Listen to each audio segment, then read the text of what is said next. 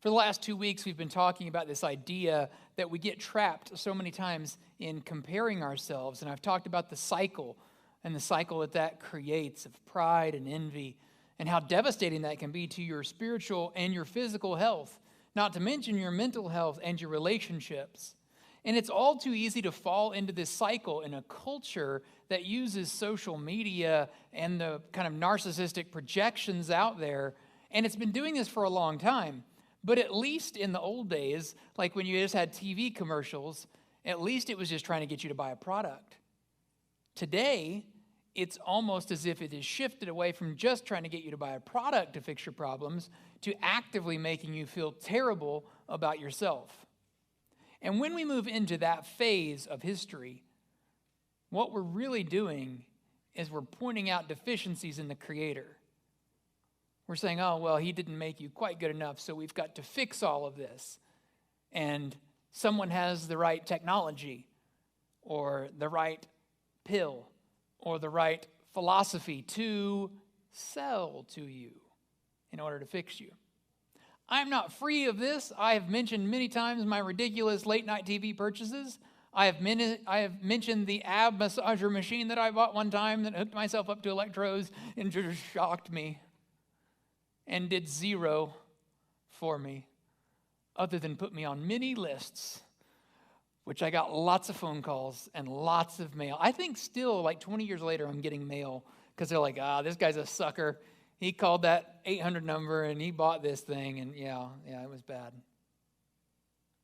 Anytime someone tries to convince us that our achievements, our possessions, our salary, the stuff we have is not enough, and that we need something else, and that one thing we get, that's going to be what pushes us over. That's going to be what makes us happy finally. They're trying to sell us something, and they're cheapening what God has done in our life. But what we have found in this series is that God has not left us defenseless. He has given us great tools, and he's given us a great way to think about this, to escape the trap of constantly comparing ourselves. Today we're going to look at a third aspect.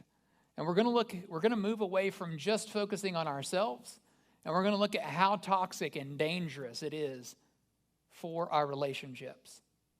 And last week I kind of started to talk about this a little bit, but I want to really focus in on the relationship you have with other people and the relationship you have with God, and how the comparison trap weakens that relationship, both with God and with others. I want to talk a little bit about where resentment begins.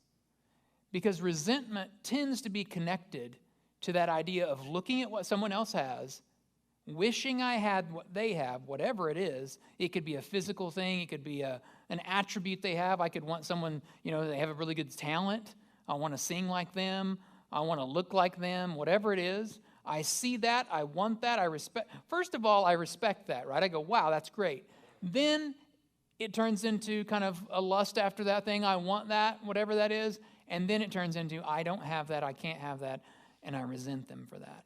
And that's really the final point of that, where it gets super dangerous.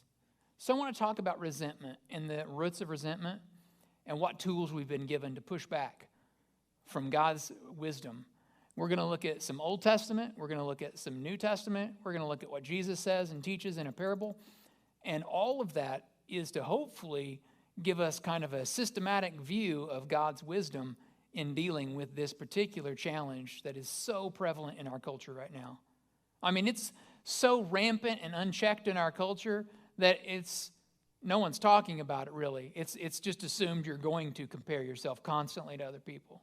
It's just assumed that you're going to want what someone else has all the time. And that's not a healthy way to live. I have mentioned this guy before. I'm really glad my parents are out of town today, so they don't have to sit through another one of these. I did not get Teddy Ruxpin in the Christmas of 1986.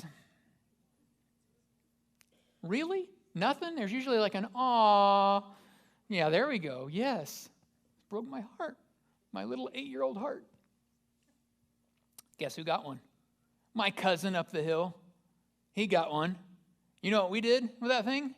We put Vanilla Ice in his cassette recorder in his back, And that little thing started da-da-da-da-da-da-da-da-da-da. I thought it was the coolest thing ever. It's like an animatronic bear you could put any tape in, and he would just start. I didn't want him to tell the stories. I didn't want him to read a book to me. I could read a book for myself. I wanted to put in those cool cassette tapes. I had a Carmen tape that I wanted to put in there and make sure that this thing started singing crazy songs. But I didn't get one because they were very expensive. And I had asked for a lot of things. And I didn't get this. And I became very resentful. I did get a bear. I got a teddy bear whose nose lit up as he sang those terrible Christmas songs, where it's like that horrible chip they put in those things for so long, and it was like not really singing the song, but it was like, na na na na na na na na na na. That's what he did. His little nose blinked, and he played like 6 terrible songs. And that's what I got instead of Teddy Ruxpin. So I go to Christmas, right? Christmas Day. And my cousin's over there just, this is the coolest thing ever. Look at this tape. Look at that. He had some kind of rap tape in him. And I was like, "Rah." And I've got my little bear there. And he's just looking at me like a cheap imitation. Oh, the resentment built up. Oh, I'd gotten some really cool gifts for Christmas. Right? I was overlooking all the cool things I got that Christmas. And I was focused on what I didn't have. Just like how frustrated we get when someone looks at our life and focuses on how far we have to go instead of how far we've come. I wonder how frustrating it's got to be for God for us to overlook all the blessings that he's given us in our life and to just hyper-focus on this one thing we don't have that someone else has. Because that's never ending, right? That's never going to end. There's no logical conclusion to resentment over things you don't have because someone's always going to have something else, some different look, some different boat, some different job, some different skill, some different thing. I mean, I just heard the other day, they're really selling up this iPhone 15 and how cool it is. And then someone's like, yeah, but I heard they're already talking about the 16. And I'm just like, yeah, it doesn't end. You're never going to be happy if that's the only way to be happy. Comparison trapped me that Christmas, and it pretty much ruined my Christmas up here. It had nothing to do with the externals. It was all up here. And the comparison trap is one of the mind. It's one that traps the heart and the mind, and it wraps us up and leads to resentment so many times. Have you ever noticed that in your own life? That resentment, as soon as you start resenting things that other people have that you don't, whether it's physical stuff or attributes in their life, talents in their life, it really sours the relationship. Have you ever noticed how when you constantly compare yourself, you become so dissatisfied with the good things that God's put in your life? Have you ever noticed that resentment starts slow, but the more it builds, it's like a pressure boiler, and it's almost like it's overwhelming, and it's such a loud voice that you can't hear anything else? It's a toxin to healthy relationships. But God desires better for us. He desires for us to have healthy relationships, both with others around us and with himself. It's why the 2 great commandments, when Christ was pressed, what's the greatest commandment? His 2 great commandments are relational. They're both relational in nature. It's how you treat others and how you treat God. Love God and love your neighbor as yourself. That's the 2 great commandments. He said you get those 2 things right, all the law and all the prophets' teachings hang on those 2 things. Essentially, he took over 500 laws from the Hebrew Bible, which reduced to 10 commandments, which reduced to 2. He said these 2 are the core. It's not as confusing as it's been made out to be. Here it is. Everything in your life worth pursuing is loving God and loving your neighbor as yourself. How do we let go of resentment then? Because this is one of those things. It's, I wouldn't say it's addictive, like in the traditional sense of addictive behaviors, and some of you struggle with that. But it's so hard to let go of. I would say it's kind of akin to that example of the monkey who reaches into the candy jar and he gets the candy and he can't get his claw out, but if he would just let go of the candy, he could take his claw out. But instead, it's like a trap. He's trapped because he just can't let go of that. I would say resentment's very similar to that. It's so hard to let go of once we've allowed it to take root that it becomes a challenge for us to move on. So I want to talk about how to live free and let go of resentment. And I want to begin in James chapter 3. Now, James, I've mentioned before, is the half-brother of Jesus. And so he has a unique perspective. He was not totally sold out on Jesus at first. It took him a while.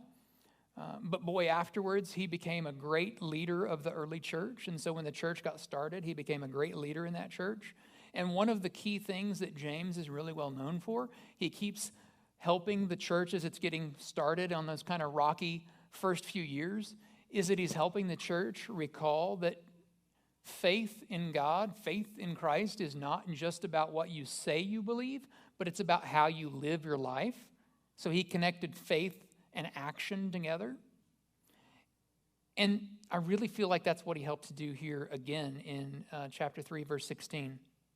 He says, whenever you're trying to look better than others or get the better of others, things fall apart.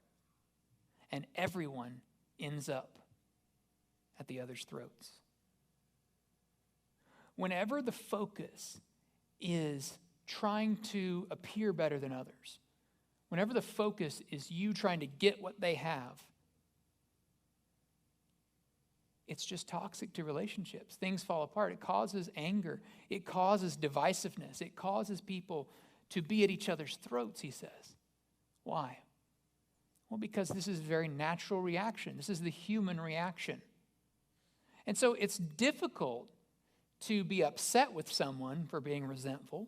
It's difficult to be upset with someone for doing this because this is the default. This is the human default.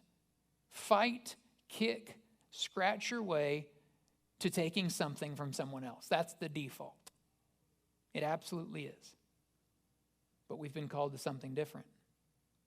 And God knows that this path is dangerous. It's not the path of peace. It's not the path of mental health, of spiritual health. It's a destructive path. It is a consequence of our fallen world.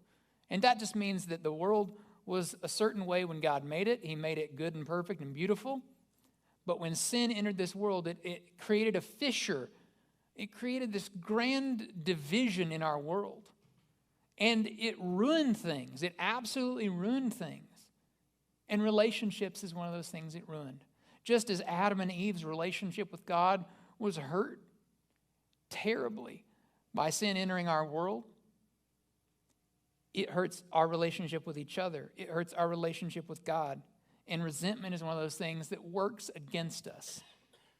It threatens to destroy relationships. In the Hebrew Bible or the Old Bible, there's this book called Job.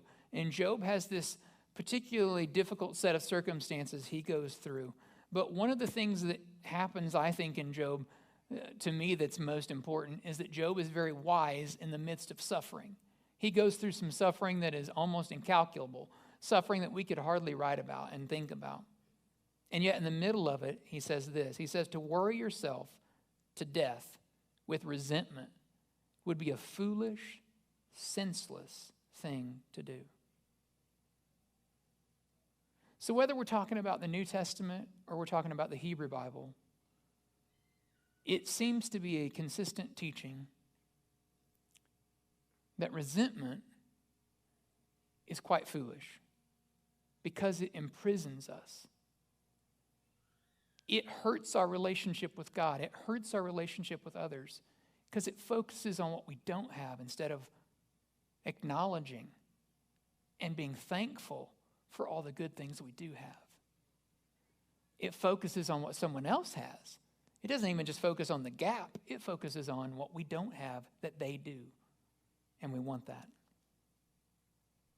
Pastor Rick Warren recently retired, but I remember reading him saying this one time. He said, when we give in to resentment, we act in self-destructive ways and hurt ourselves much more than those we're holding grudges against.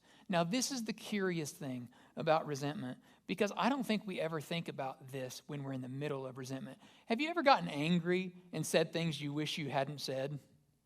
Oh, and doesn't that just make you feel stupid? I hate that.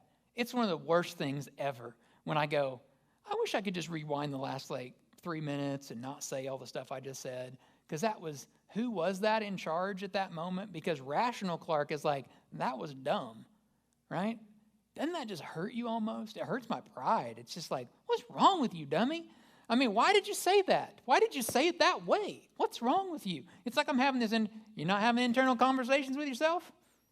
Okay, all right. Well, I have conversations with myself, and I answer myself, and I commonly get on to myself, because I'm like, why did you say it that way? That was so silly. That was escalating the problem when you didn't need to do that. Well, I feel like this is kind of a similar situation.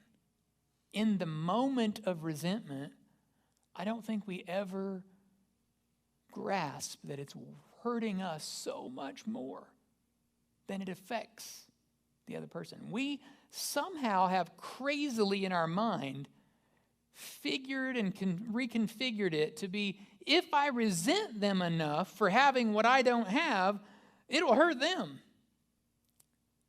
We're not even on their radar. They don't care. They're not listening or hearing that. It's totally poisoning us. It's totally hurting us. Resentment always hurts us worse than it hurts anything else. And furthermore, resentment is not great because resentment does nothing to change the circumstance. I feel like it is about, you ever get frustrated with Washington, D.C.? I don't know that there is one person I would want to sit down and have coffee with that works in Washington, D.C. Because I'm as frustrated all the time with what they're doing. But my level of frustration with them does absolutely 0% to change anything that's ever going to happen up there. And I'm fully aware of that. Nothing I get upset about is going to fix or change that. And maybe nothing could. I don't have great ideas to fix it, so maybe I couldn't fix it. But just me getting boiling mad about it does nothing. I have no way to affect change there. Resentment is one of those things that isn't going to change anything. But what it's going to do is negatively weigh on you and your heart. It's going to hurt your mental health. It's going to hurt your physical health. It's going to stop you from doing good and positive things. It's going to hurt your relationship with God because it's going to consume you and take time away from you. So you hold that grudge, you hold that resentment, it's going to hurt you. Sometimes there are things valid with holding resentment for. Injustice in our world. A real injustice, a real thing that makes God angry too. I could see someone having a valid argument saying, I'm really angry about that. But the resentment towards injustice doesn't actually go towards solving that at all, does it? It just makes you kind of think about it, but it doesn't actually solve it. It's kind of like how someone said one time, just liking something on Facebook or on Instagram doesn't really change anything. They call it slacktivism. It's like the word activism, but it doesn't really do anything. It's just kind of you feeling good about, hey, I made a big difference in the world. And it doesn't really change anything. It just kind of frustrates everybody more. The real key here that I want to hone in on today is that resentment doesn't do anything positive and does a lot negative towards your relationships. And study after study I read this week when I was doing research on this just kept coming back and harping on the idea that good relationships are key to almost every part of your life. Whether you want to talk about longevity, you want to talk about your current health, you want to talk about your mental health, you want to talk about your spiritual health, all of it is connected to healthy relationships. There's a new documentary I was watching the other day on Netflix. It's talking about the blue zones. I don't know if you've seen this, but areas of the world where people live longer. their diet and how they do that and why certain areas of the globe tend to have longer lifespans. And one of the things it keeps talking about is relationships, healthy relationships, not being isolated, but knowing people in your community and having a community. Resentment is one of those things that's hurting us. And this culture where we are on social media so much that we are focusing on what others have. And again, we look at their highlight reel, only the good parts, and we compare it to our everyday, and resentment builds, almost like an algorithm here. It's almost automatic, and it just builds, and it builds, and it builds. And it builds so much in a crazy way that we think, oh, look how good their life is. They've got everything, and I've got bleh. And it's not real. It's like a fantasy. It's like a fiction that we've created. Resentment is toxic to relationships. It is a poison. It destroys your relationships with other people in your life. It destroys your relationship with God. And when we're under the spell of resentment, it is so tough to live out that thing we talk about at Coffee Creek as our value, to love God and do good. Jesus teaches in these things called parables. You may notice I have a lot bigger Bible today. Man, I'm going blind, so I've got a 16-point font today. It's my new one. I'm really excited. I can read this one.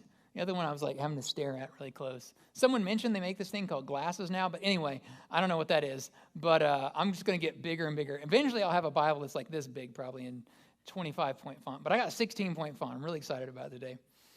But Jesus teaches in the parables. Look at how big the words are. You can read it from back there, huh? Isn't that cool? So Jesus teaches these parables. And like I said last week, the parables idea is to take big theological, spiritual concepts that are on the top shelf that only the elite could understand. And he takes that cookie jar and he moves it to a shelf where we can all access it. He spoke in people's language. He spoke in ways that people could understand. Well, today I want to share with you this one. This is called the parable of the rich fool commonly. And in this parable, in Luke chapter 12, Jesus is kind of warning them and telling them a really interesting way to kind of think about stuff. And in this parable of the rich man, he kind of gives them a vision for not letting what other have and that resentment take hold. So let's look there. Verse 15 is where I'm going to start. Jesus speaking. Then he said, "Beware, guard against every kind of greed. Life is not measured by how much you own." And then he told them a story. A rich man had a fertile farm that produced fine crops. He said to himself, "What should I do? I don't have room for all my crops." Then he said, "I know. I'll tear down my barns and build bigger ones. And then I'll have enough room to store all my wheat and other goods. And I'll sit back and say to myself, 'My friend, you have enough stored away for years to come. Now take it easy. Eat, drink, and be merry.' But God said to him, 'You fool, you will die this very night. And then who will get everything you worked for?' Yes, a person is a fool to store up earthly wealth, but not have a rich relationship with God."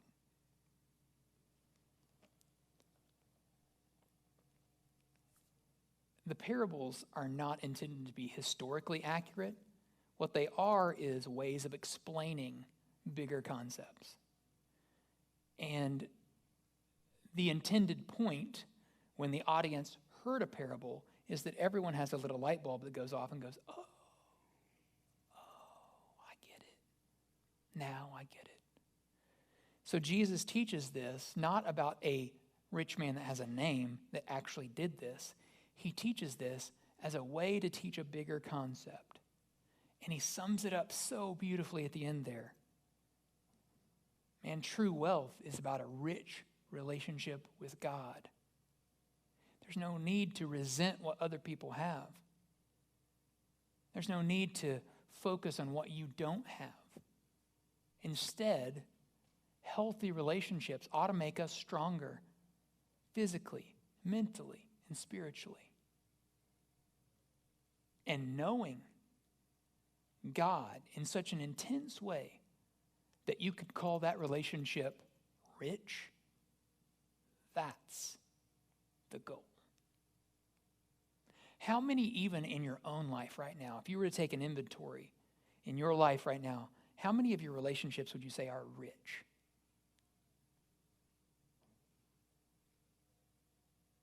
Did I hear I have a couple of Dollar Tree relationships over here? Is that what you said? Someone? No?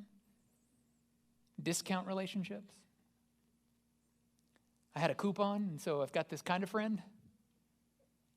How many would you say are rich? I've made the joke too many times, but we have thousands of Facebook friends, but we can't get a ride to the airport. Like, why do we spend so much time on wide instead of going deep with some folks? Like people we can really trust. People that will be there for us in difficult days. Not just people that will celebrate our great victories, but people that will be there for us when everyone else looks away. When everyone else goes, "Ooh, good luck with all of that." We don't need those kind of people in our life. We need people that are going to go deep with us. And you don't get that by you resenting everything in everyone else's life or you even caring about what other people have. You get that by having rich relationships. And what a great way to develop a relationship with God in focusing on that rich relationship with Him. Here's my kind of final thought today. If you build a rich relationship with God, He'll show you what true wealth looks like. And it doesn't have to do with what's in your checking account. And it doesn't have to do with what kind of house you have or what kind of car you drive or how respected you are for all the stuff you have in the community. The rich relationship with God is in itself ultimately more valuable than all those things we've talked about today because it is the only eternal investment we make. It's the only thing that lasts. Everything else goes to someone else upon our death. Whether their name is on it today through a trust you've set up, or whether a probate court's going to set it for you, everything you own today is going to be in someone else's hands eventually. You can't take any of it with you. But God, in His infinite wisdom, has created a way to solve the problem of our world, which is death. To take even that fear away from us by sending His Son Jesus for us. Jesus, in the Latin there was one of the earliest phrases of the church. They said, Christus victor. He was the victor over death. He was the victor over sin. He was the victor over what I said earlier was this fissure in our world when evil entered our world. It's as if He is bringing what that chasm that was created, he's just drawing it back together, and He did that on the cross.